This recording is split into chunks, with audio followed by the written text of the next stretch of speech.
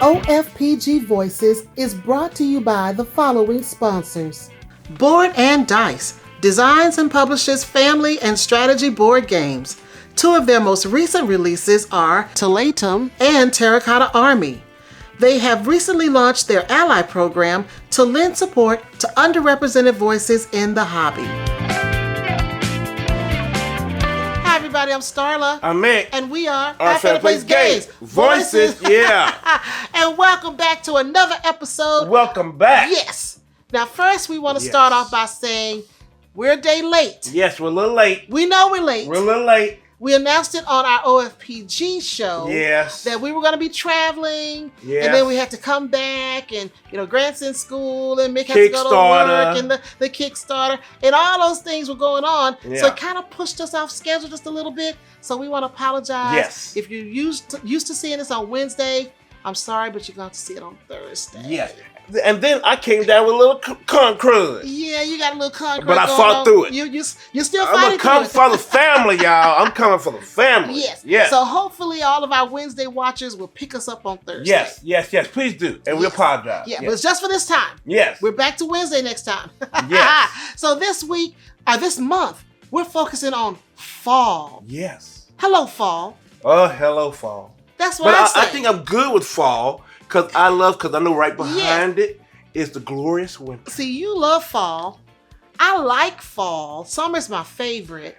But we're into fall now. It's September. Because it's pretty colors. Beautiful leaves. It's pretty colors. The weather, it gets warm in the day and cool at night. I do like that. And then school's back in session. To School save us all. To save us all. School is back. Yes. But then, with this writer strike and everything, our new shows ain't back. Yeah, some of them are coming out. A little bit.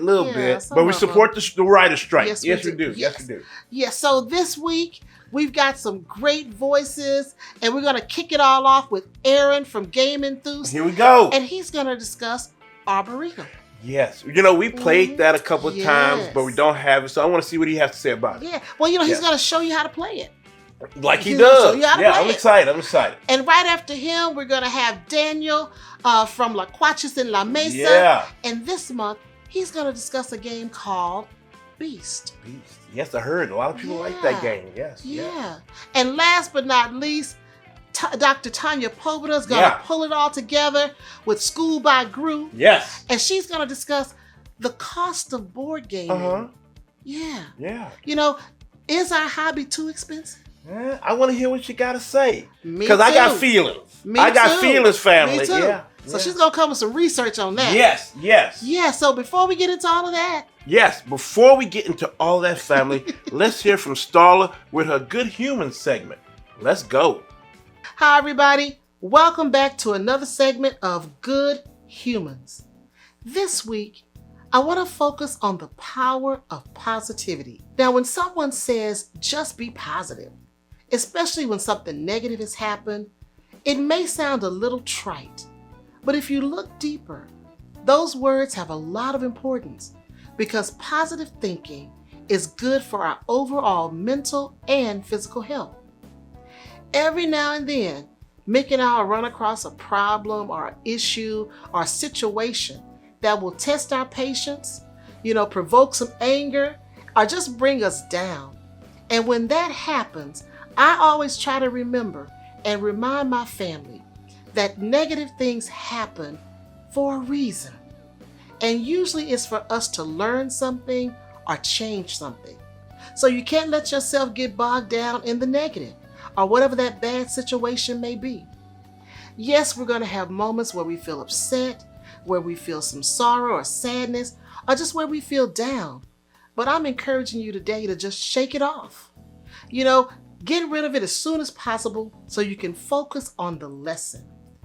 Now, you want to ask yourself, what am I supposed to learn from this situation? What can I do different next time? If someone says or does something that makes you feel bad, accept it, but shake it off. And then turn that negative into a positive.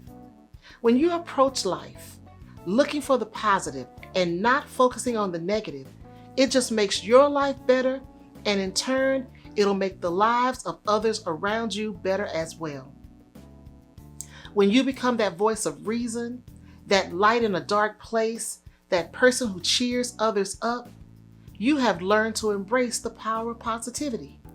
You will lead a happier life, and so will everyone around you. And as we always say here at OFPG Voices, our goal is to make this world a better place, one board gamer at a time.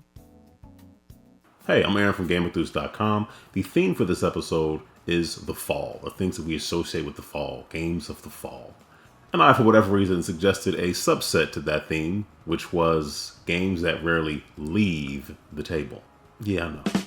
However, I ultimately decided to go with something that was a little more, obvious. So in this video, I'm going to be teaching the 2 to 4 player card game, Arboretum. Arboretum was designed by Dan Kasser with art and illustrations from the legendary Beth Sobel. As stated before, Arboretum is playable from 2 to 4 players for ages 8 and up and takes about 30 minutes to play. It's also published by Renegade Game Studios. Players are going to be focusing on creating paths for visitors to walk through to enjoy the sights and maybe even the lack of sounds of your own personal Arboretum. Let's go over the components and learn how to play. There are 80 cards in Arboretum. There are 10 different species of trees with 8 cards per species. All these separate piles are going to have 1 through 8. There are only 8 per. I just doubled the 8s here. I could have put any number here between 1 and 8, and I chose 8. I'm still trying to understand why. And for people who may have some color perception issues, each different species has its own icon and color. Depending on the number of players you have in your game is going to dictate how many species you take into the game. For a 4-player game, you're going to use all 10 species. For a 3-player game, you're going to use 8 species. And for a 2-player game, you would use 6 species. Although not specified in the rules, there is a solo mode for the game that works similarly to the 2-player game, in which you would also use 6 species of trees. I'll be teaching a 3-player game, so I'm going to use 8 of the species that are here. So the willow and the dogwood are going to go back into the box that you can't see, but trust me, I'm putting it in a box. That sound you heard was me dropping those cards into a box. I promise you. I could just show you. I mean, just a time. I could just see how haphazard I dropped that. That's very haphazardly. So, but not intentional. Just inadvertently haphazardly, if that's a thing. Okay, there are 8 species left. I'm going to gather these up and shuffle them.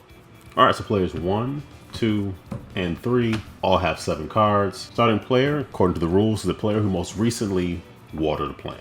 So that'll be this player on the far left over here. There's only a couple of things you can do on your turn. The first thing you're going to do is you're going to draw 2 cards. Now, those 2 cards can be drawn from the deck or anyone's discard pile. Everybody's going to have their own individual discard pile. So player 1, player 2, and player 3 are going to have their own. And you can do combinations. You can take 1 from the deck, 1 from your own discard pile, 1 from somebody else's discard pile and the deck, any combination, and put those cards in your hand. On your first turn, your only option is to draw 2 from the deck because no one has a discard pile yet. Because discarding is the last thing you do on your turn. So the first thing I'm going to do is I'm going to take 2 cards. So let's see, I have a 6 cherry blossom here, and I have a 3 cherry blossom here. So now I've drawn 2 cards. The only option was the deck because no one has a discard pile. Next thing you do is you play 1 card to your own Arboretum. So I'm going to play 1 card out here in my area here. You get extra points if the path through your Arboretum starts off with a 1. So that is advantageous. You get even better bonus if your path ends with an 8. That'll make a lot more sense in just a moment. So I'm just going to play this 1. And then I'm going to discard. And I'm going to discard. I'll just tuck it down here. I'm going to discard this 7. It's a little bit out of frame, but you can still see that it's a 7. All right, we're going to take player 2's turn. And now there is an actual discard card that can be drawn. If you look at your hand, there's cards that you don't necessarily want to get rid of. It's often advantageous just to take something from someone else's discard pile that you also don't want, because you can discard it again without giving up anything that you actually do want. So player 2 is going to draw from there, because that's technically they have to draw from there and then take this because that's all that there is available to do at this point. And they're going to play this 1. And then they're going to discard this 5.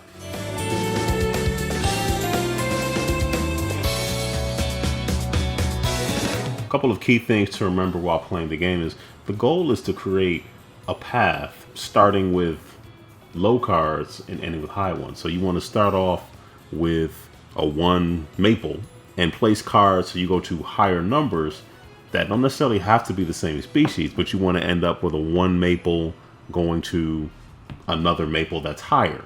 You can use the numeric values of cards that aren't also maple, but you get additional points if you stay within the same species while making a path through Arboretum. But the thing about Arboretum is you're trying to earn the right to score it. So even if I have, let's say I put out an 8 maple and I can go 1, 2, 3, 4 and go from a 1 maple to an 8 maple, going from 1 to 3 to 5 to 8. If I don't have any maples in my hand at the end of the game, because the numerical value of these matter, because if I have the most maple value in my hand at the end of the game, I get to score this. If I don't get to score. Maybe somebody else earns right to score who may or may not even have a path with maple. So that's the balance of getting things out here for a longer path versus making sure that you have the right cards at the end of the game to actually earn the right to score the path that you made. It's a very interesting balance. If someone has the value of 1 in their hand at the end of a round, let's say someone had the 1 oak in their hand and I have an 8. So I feel like, I have an 8, let's say I had a 6. That's 14. Wow, that seems like it would be great. If someone else can show a 1 of oak, because they have a 1 in their hand and I have an 8, my 8 becomes 0.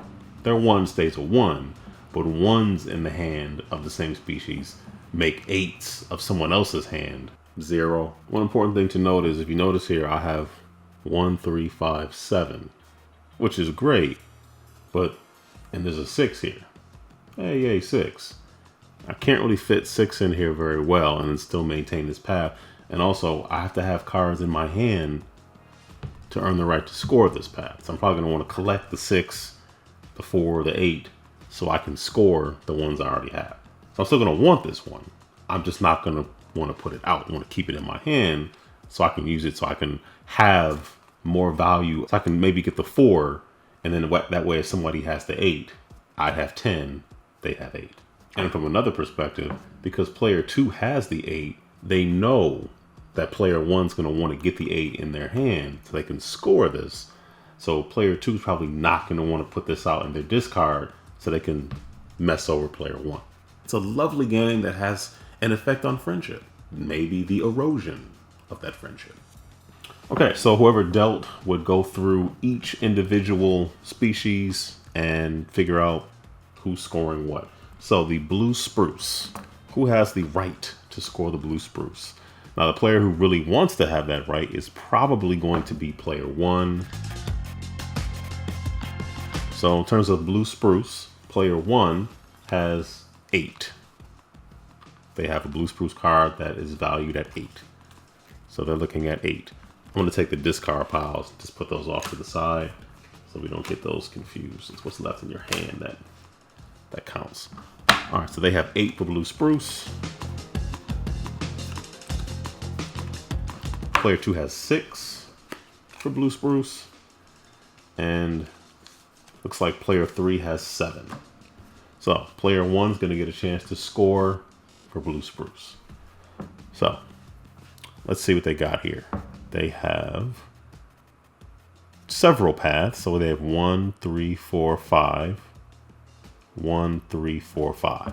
But it's the same. So it's 1, 2, 3, 4 is the best they can do. So that's 4 points for 1, 2, 3, 4, plus an additional point because their path in the Arboretum for blue spruce started with a 1. So you get an additional point if you start with 1. You get 2 additional points if you end in 8. So that'll be 5 points for blue spruce.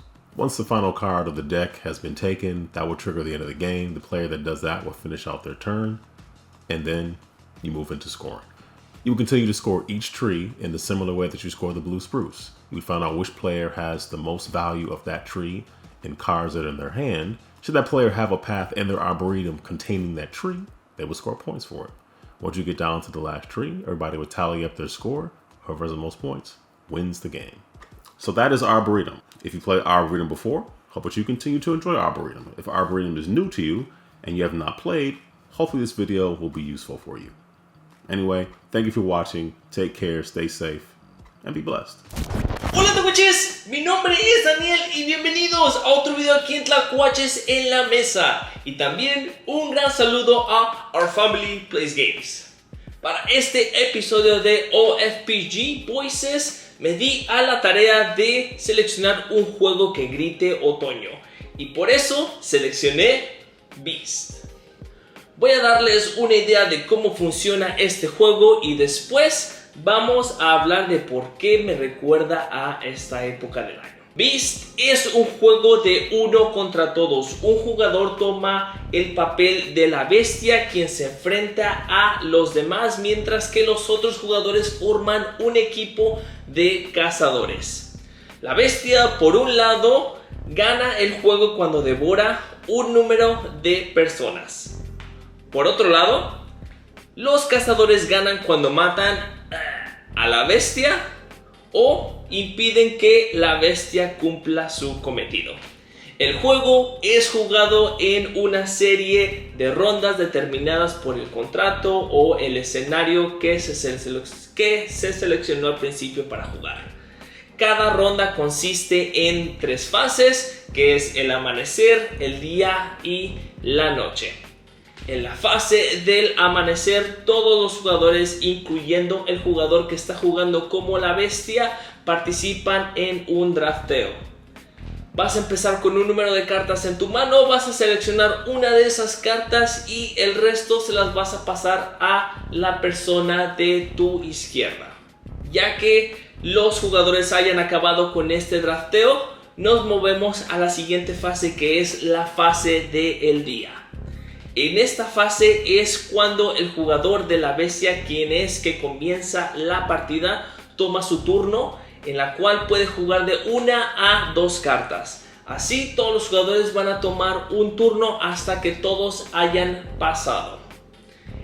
Esta es la fase en donde toda la acción sucede en este juego. Para terminar, nos movemos a la fase de la noche y aquí es donde suceden varias cosas. La primera es de que se checa si ya sea la bestia o los jugadores que están jugando como los cazadores hayan ganado alguna recompensa, dependiendo de cuáles son las misiones en el contrato que se está jugando. También se checa si las personas, los animales que hay en el tablero recuperan su vida, y la bestia, incluyendo también los jugadores, pueden ganar mejoras. La bestia, por ejemplo, gana a los que son seguidores, que son como bebés, bestias más chiquitas, las cuales la ayudan a completar su cometido. Y los cazadores ganan armas, los cuales los vuelven más fuertes y más únicos en el juego. Ahora, vamos a hablar de por qué el juego me recuerda a esta época del otoño. Lo primero es el tablero. Este tablero está cubierto de árboles. Por donde sea que vean, está repleto de esta naturaleza tan bonita. Esta tierra está pues teniendo esta vibra como que misteriosa y peligrosa que le trae pues a la vida a este mundo de Beast. El clima que muestra pues en donde sea que veas me hace pensar que las temperaturas ya están bajando y que tenemos que pasar a través del otoño ya para que llegue el invierno. De todos modos, cuando ves cada una de estas cartas, el arte que te muestra cada una de estas es pues bastante oscuro, incluyendo los protectores de cada una de estas cartas tienen pues hojas que te muestran los colores rojizos dorados que trae la época de otoño. Tlacuaches, ojalá se den la oportunidad de checar Beast. Es un juego con bastantes mecanismos interesantes, no solamente porque es uno contra todos, sino que también trae esta época de otoño a el tablero, a tu mesa de juego. Eso es todo por esta ocasión, Tlacuaches, y nos estamos viendo en el siguiente video de OFPG Voices. Adios! In this episode, I explore the question, is the board game hobby too expensive? This is Schooled by Gru, and I'm Dr. Tanya Pobuda. I'm not ashamed to admit it, but I'm broke. I recently graduated my PhD program and reintegrating into the work world with lots of student loan debt, lots of credit card debt, because graduate school is expensive. Someone told me when I got started in this process that it is an endeavor for the wealthy, and I didn't believe them, but now I do. I'm broke, and I'm not ashamed to say it. Unfortunately, I'm not alone. Canada has some of the worst household debt to net income ratio in the G7. The US has a population of 338 million people, and across that population, $986 billion is owed to credit card companies against 573 million credit card accounts. All of this to say that if you're struggling like I am with student loan or credit card debt, you are not alone. We are in great company. And that's why I turn to research questions like this one. Is the board game hobby an expensive hobby? And what I got back from research participants was a resounding yes, at least in the majority. 63.9% either strongly or agreed with the statement, board gaming is an expensive hobby. A slight majority of respondents felt that board gaming is less expensive than other forms of entertainment at 55.1%, so strongly agreed at 13.3% and agree at 41.8%, letting us all know that they perceive board gaming to be a less expensive hobby than other hobbies you could choose from. According to economic analysis conducted by the European Central Bank and the International Monetary Fund, it was corporate profits that are really driving this affordability crisis. Things like inflation, where you're getting less and paying the same amount or more, as well as markups on products, goods and services, driven by the need to drive up corporate profits for investors, has really led to, again, an affordability crisis for us all. It wasn't inflation, and it wasn't things like supply chain crisis, but rather corporate greed. What do you think about board gaming as a hobby? Is it too expensive? Do you find prices going up? What do you think? I'd love to hear from you. Thanks for listening to this episode where I get real about my financial position and ask the question, is board gaming too expensive? Thanks so much for listening. All right, another great episode. They do their thing. Always. And Dr. Pobuda, she be dropping them like. Yes. But like, I love Daniel talking about Beast. I've been interested in it. So I definitely want to check it out. Yeah. That interests me. And Aaron, come on. Yeah. Come on, Aaron. You're doing your thing. Always doing your Always. thing. So we had this was a good one. It's a good one. Yeah. And again, hello, fall. Hello, fall. I'm excited, though. I am too. I love excited. fall. Yeah. Yes. And we want to thank our awesome sponsor, Yes. Board&Dice. They keep it coming. Yes, And they do. we have some great news. So in case you hadn't heard, Yes. our Kickstarter campaign Yes. funded. Yes, and thank you to all of you. Yes. Whether you gave, you shot it out, you told people about it. Whatever you did to help We us love you. reach our goals, Yes. thank you. Yes, 127% funded. Yes. Yes. That is awesome. That's awesome. Yeah, and I also want to introduce our newest family member. We do. We have a new family member. Yes, Where? we do. What we do? So if you hadn't caught Where? this new family member Where's that? on our OFPG show, we want to introduce Lord. you guys Here we go, to y'all. QT. Oh God, QT. QT is our newest family Really? pet.